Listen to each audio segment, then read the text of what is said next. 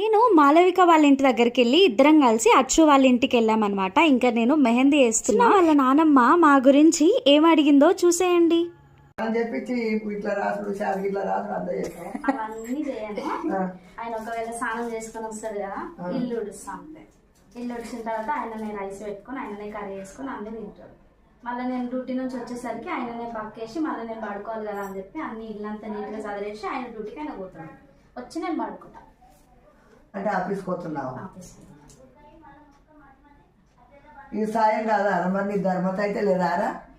ఆయన వంట చేసుకొని తినిపోతాడు అంటే ఎంత గొప్పతనం అంటున్నారు. ఇంకా నేను బయట తింటాను, నాకేం చేసేది, నువ్వు తింటే తిని లేకపోతే లేదంటాడు.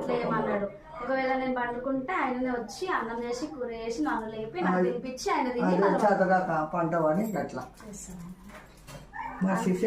ఇంకా మన ఛానల్ని సబ్స్క్రైబ్ చేసుకోకపోతే do subscribe to our channel and bye bye.